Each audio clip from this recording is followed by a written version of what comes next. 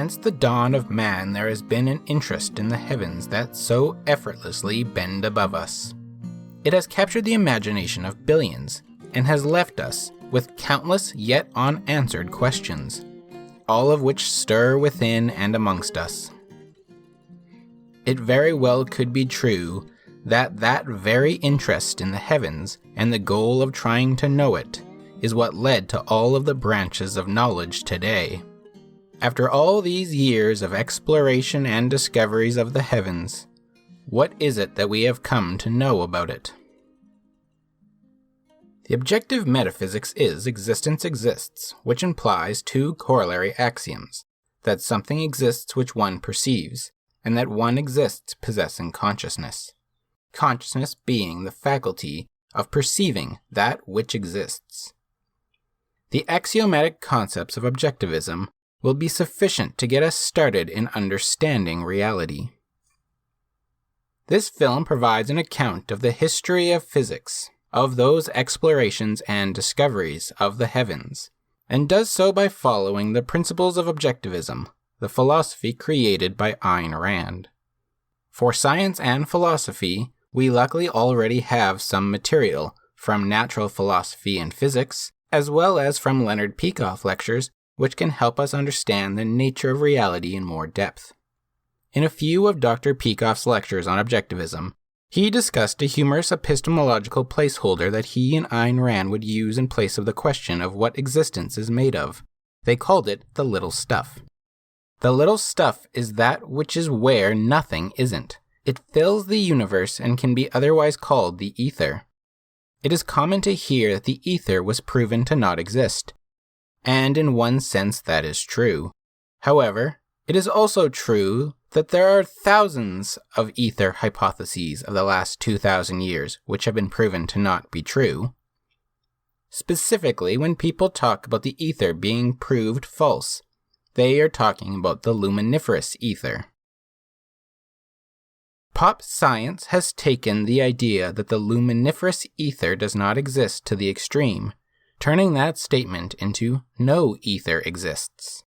This then drips down the pop science tubes until the message becomes, the universe is an empty void where nothingness exists and other universes might exist on the other side of vast stretches of nothingness. These types of ideas about the universe are dead wrong in every regard except one. The luminiferous ether does not exist. That is the only thing that they have correct. Note the repeated use of the word luminiferous in the term luminiferous ether. The luminiferous part of that term is entirely in regard to how light travels through the universe. Quoting Einstein, the man who is said to be the slayer of the ether, we may say that according to the general theory of relativity, space is endowed with physical qualities. In this sense, therefore, there exists an ether. According to the general theory of relativity, space without ether is unthinkable. For in such space, there not only would be no propagation of light, but also no possibility of existence for standards of space and time. This film will explore the discoveries that led to this new ether, the ether that replaced the luminiferous ether. This new ether can be considered to be like the little stuff that is where nothing isn't. As we move through the discoveries that led us to this new form of ether, we are going to hold some objectivist principles in mind, so as to not wander from the purpose of checking our physics and metaphysics against reality.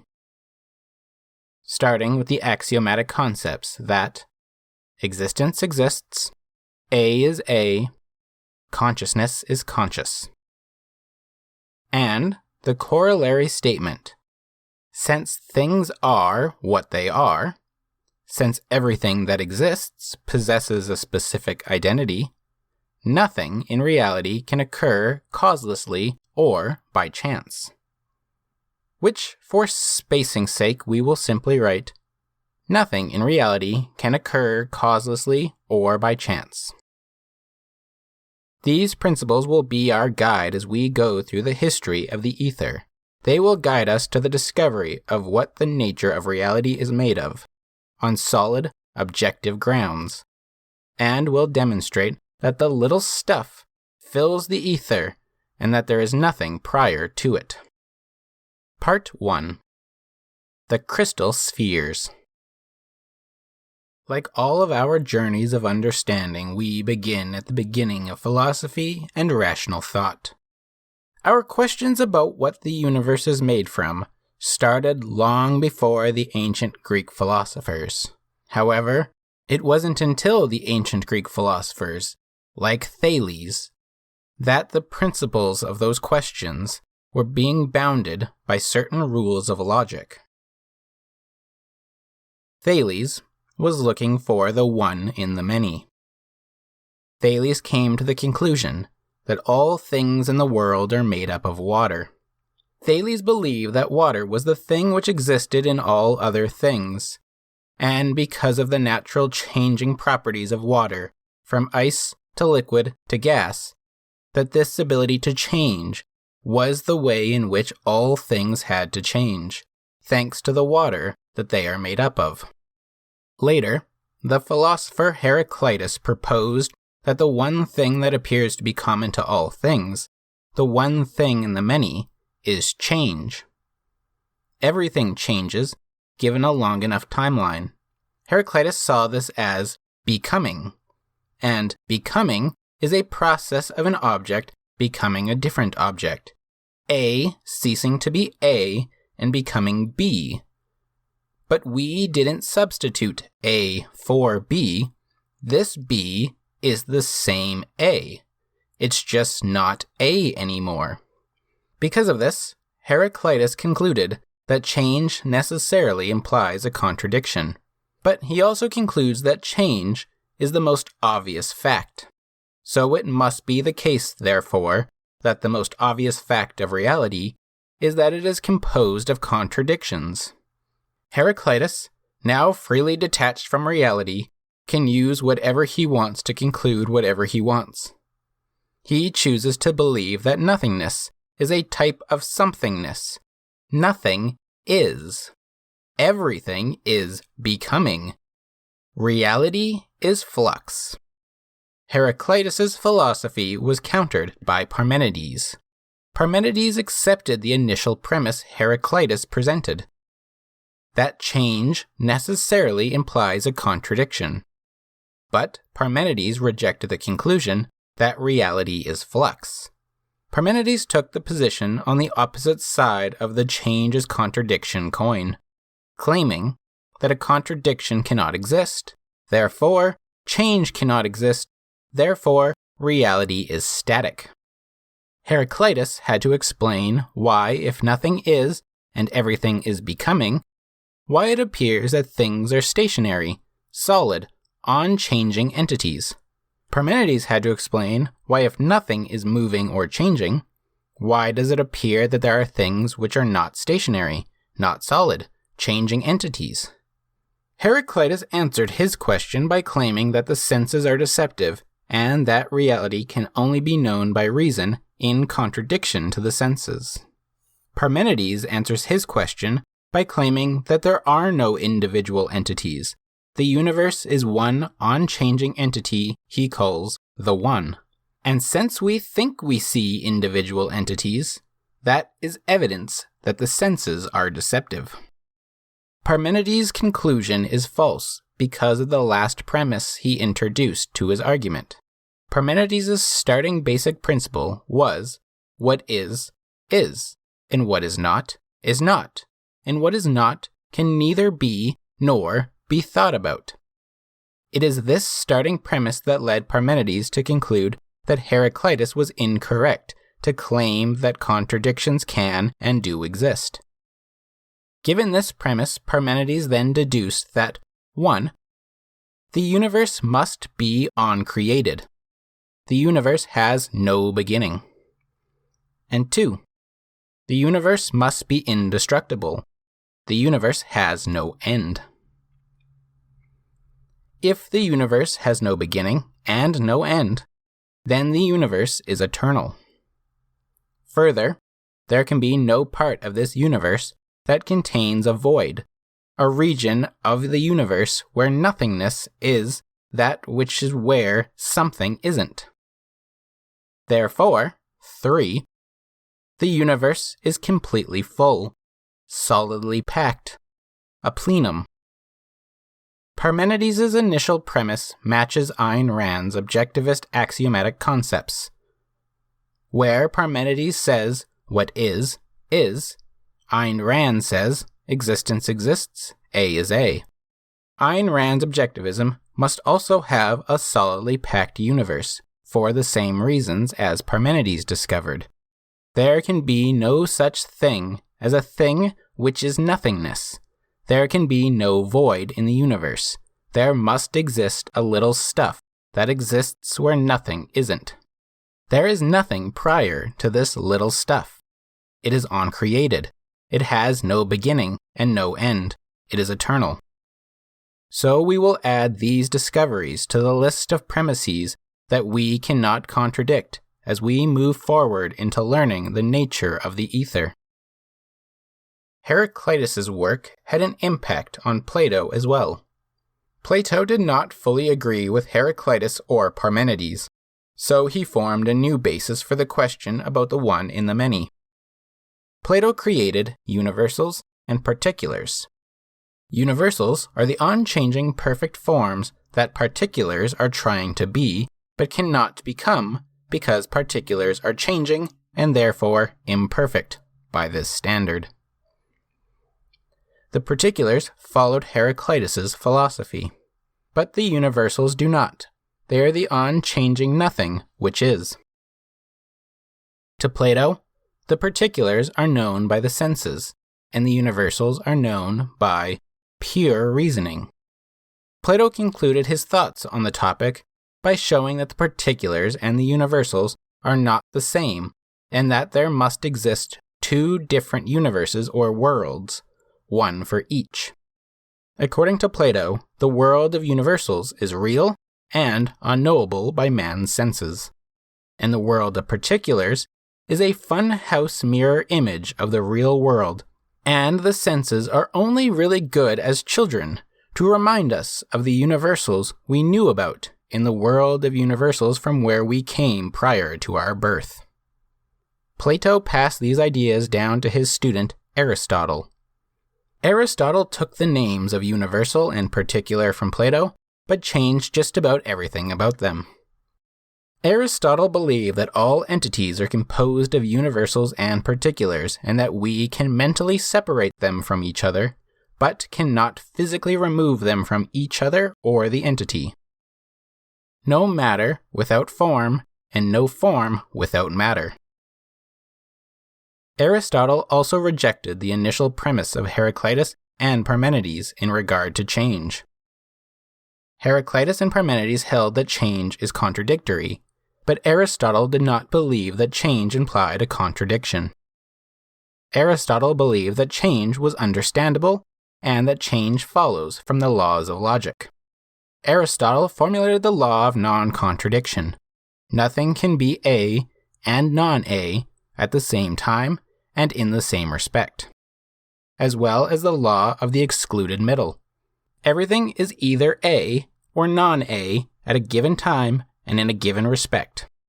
Because of these laws, Aristotle was also able to formulate the idea that change is change from something to something by some means for some end or goal, showing that the world was lawful and orderly because what a thing does depends on the identity of that thing. Because of Aristotle's views on form, matter, and causes, Aristotle had held a teleological view that everything was moving towards its own fulfillment of actualizing its potential. And because of that, it must be the case that motion must always exist, that motion is eternal. Thus, there cannot be a cause of motion which starts motion at a particular point. This chain leads to the creation of Aristotle's prime mover, which is eternal, unmoving, immovable, pure form, pure actuality, immaterial, and perfect. Aristotle suspended this prime mover beyond crystal spheres which move in the heavens.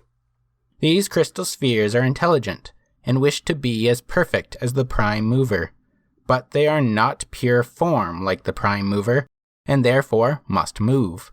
So they move in the most perfect form of motion, pure circular motion, which revolves around the earth. The crystal spheres love the perfection of the prime mover, and so it is that love makes the world go round. Aristotle, borrowing from Empedocles' elements like fire, earth, air, and water, added a fifth element, quintessence, or the ether, which is what the crystal spheres are made from. Ether is therefore, to Aristotle, a particulate matter, which physically fills the universe. This was one of the first, if not the first, non-theological explanation for the nature of the heavens. But this non-theological approach did not last long, as this ether and the crystal spheres would soon be adopted into Christian theology, making changes to it such that those different layers of spheres became different levels of heaven. Outside the taking of this idea, nothing of value in regard to the ether was produced at this time. Investigations into the nature of the universe would not return for almost 1900 years. Nicholas Copernicus, in 1543, published his work On the Revolutions of the Celestial Spheres, in which he presents an entirely different paradigm of the universe. Copernicus questions the nature of Aristotle and the Church's celestial spheres, suggesting instead that it is the Earth that moves.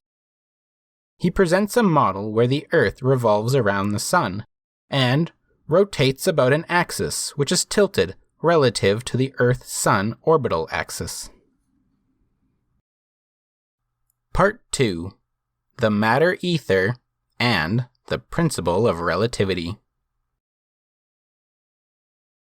Copernicus's new model of the universe provides us with an introduction to the principle of relativity, which will be important for the rest of this series. Relativity means that things can appear differently to different observers. The simplest example is to draw a 6 in the sand while someone else stands directly opposite you and your doodled 6. The other observer will see a 9. They can know that you see a 6 and can understand that they too can see a 6 if they perform a rotation of position. Therefore, we can say that the appearance of the digit is relative to the position from which the observer views the symbol. This is the basic conditions of the principle of relativity. Different people can see different things, even opposite perspectives, but all must agree that the perspective is the same if they make the proper physical changes. Copernicus created a greater example of relative observations. Earth, from a stationary position on the Earth, can appear to be stationary itself, while the stars appear to rotate overhead. However, from a position outside of the Earth, like from Mars, it would appear that Mars is stationary, and it was the Earth that was a wandering heavenly body rotating around Mars. A bug, stationary on a spinning ball, would see you revolving around the ball, whereas you see the ball spinning with a bug clinging to its surface. The motion of objects around you can appear to be moving relative to your stationary position, even if it is you who is moving past the stationary object. This idea that the Earth was the one moving was not adopted by others very quickly. One such disbeliever of Copernicus was Tycho Brahe. Brahe was born 3 years after the death of Copernicus. 27 years later, Brahe published his On the New Star, which disagreed with Copernicus that the Earth revolved around the Sun. He believed that the Sun orbited Earth. However, he did believe that the other planets were orbiting the Sun.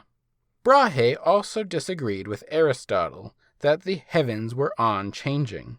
as Brahe's work on the new star was about a supernova that Brahe observed in the constellation Cassiopeia on November 11th, 1572, which instantly disproved the idea that anything beyond the moon was eternally unchanging.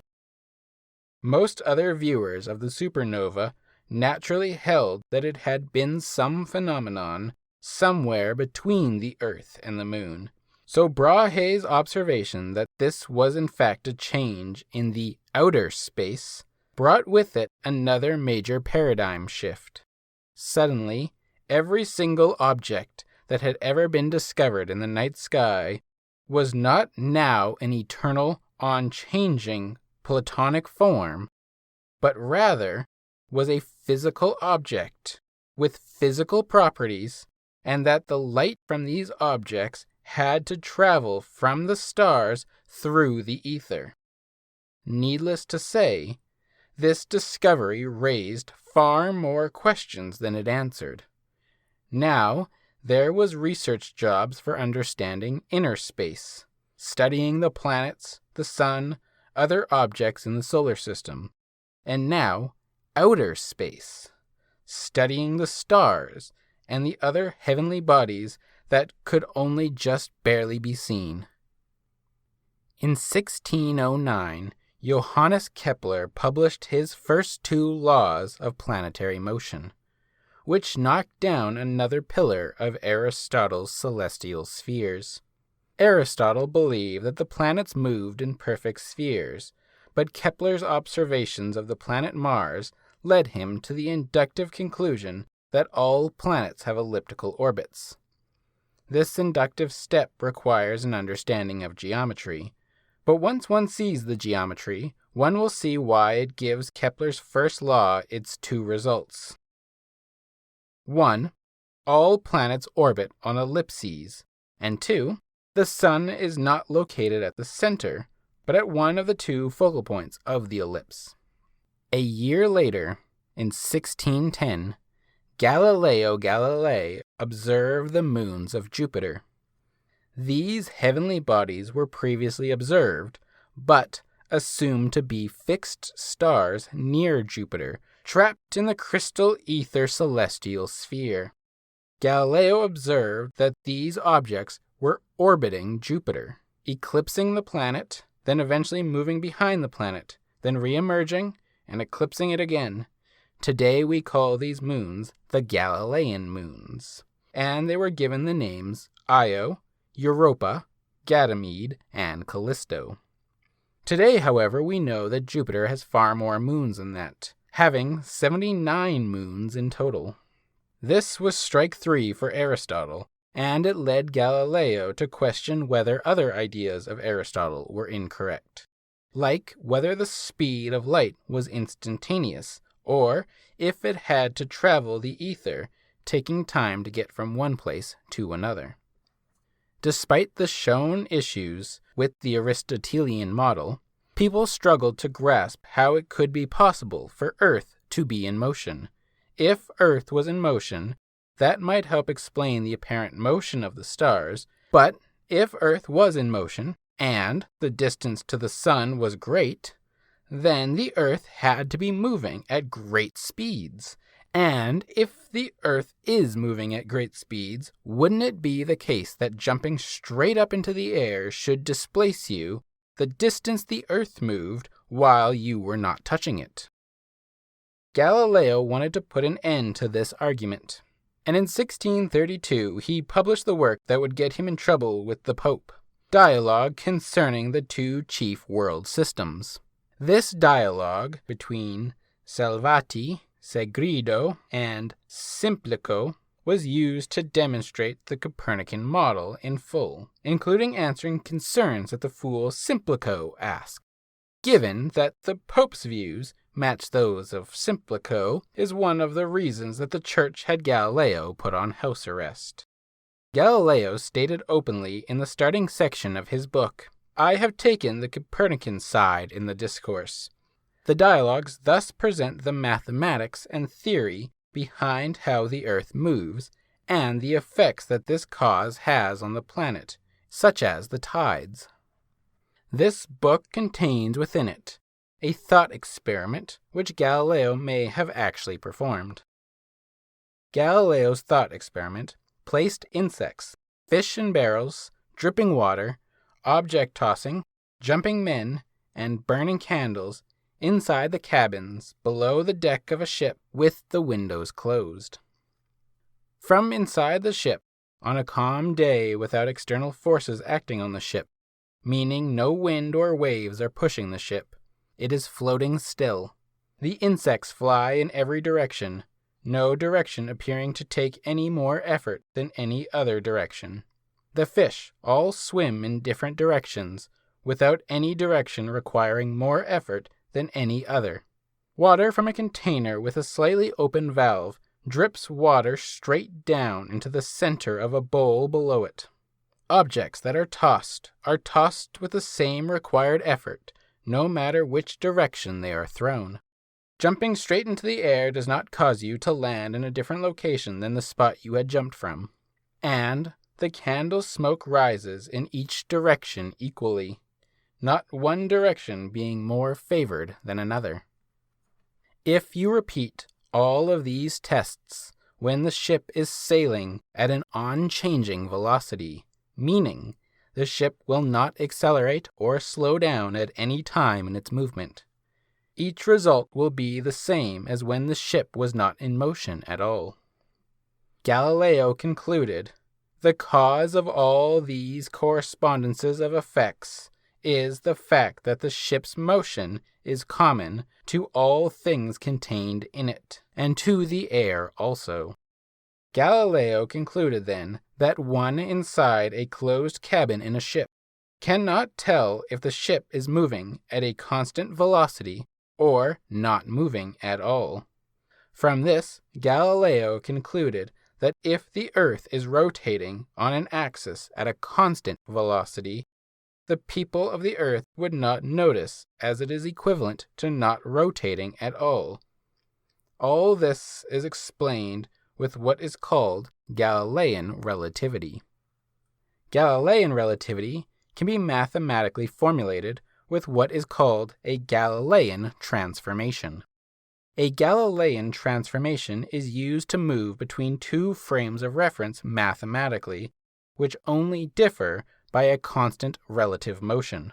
An example would be that from the point of view of an observer on shore watching the ship sail past, the observer can see a cannonball that is dropped from the crow's nest will move with the same speed as the ship as it falls. So from the point of view of a person standing still on the shore, the cannonball falls with a curved path. To the crew member dropping the ball from the crow's nest, the ball's forward motion is masked by the ship's motion, and the ball appears to fall straight down.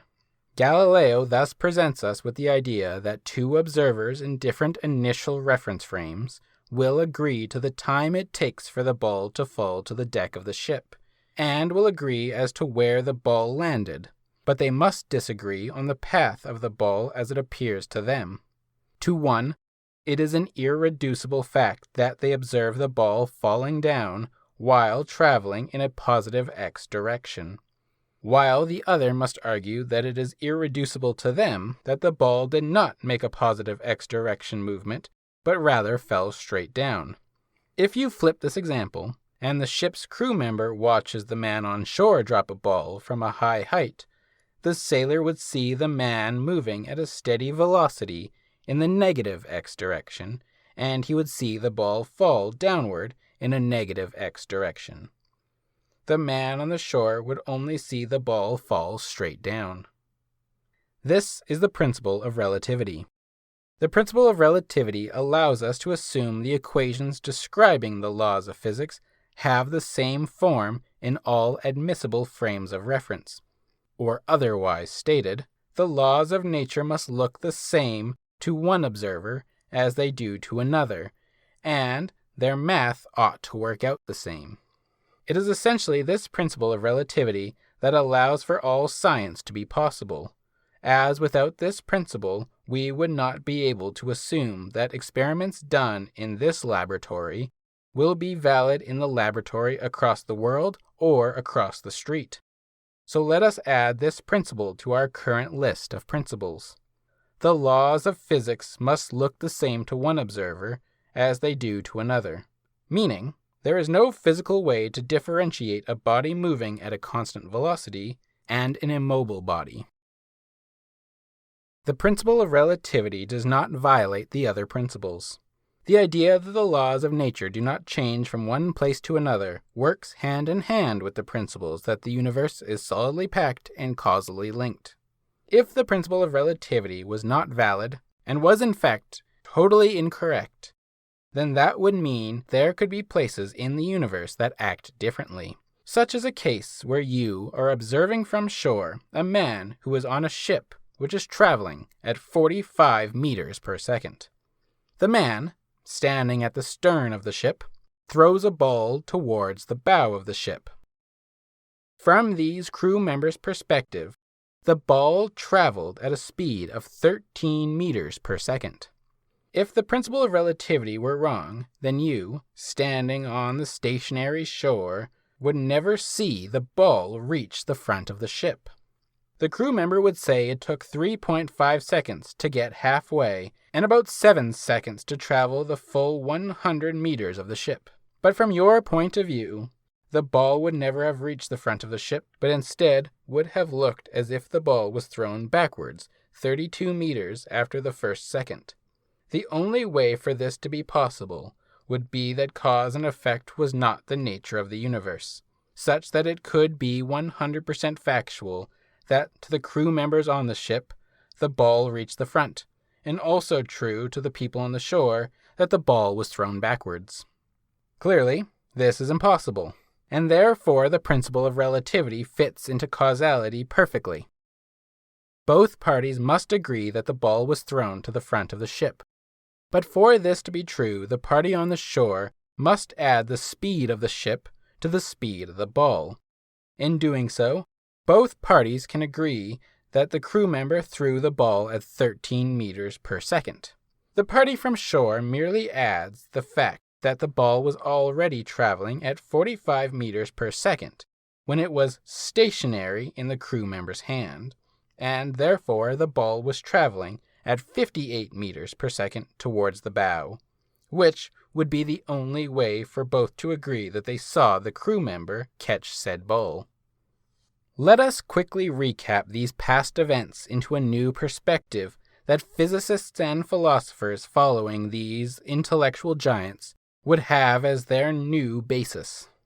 The universe went from an eternally unchanging state of heavenly perfection, untouchable and unknowable to man, to suddenly an eternally changing state of physical change, causality, and decay, which was just currently untouched by man. The stars figuratively fell from heaven down into the place of mortal men, possible of being created in a lab if understood well enough.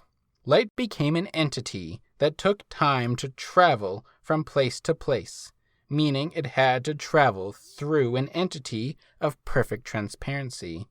The Earth went from motionless to moving at constant velocities, one rotational velocity about an axis through the Earth, and another velocity of rotation around the Sun. Discovering our place in the universe suddenly became a lot harder to understand, as you cannot even know when you were observing a constant velocity or whether you were observing a stationary object while moving at a constant velocity. With that recap in mind, we continue on to the exploration of the universe, keeping in mind now that future research would be needed in understanding 1. What the ether is made of, and whether it moves or not, and 2. What light is made of, and whether it moves or not.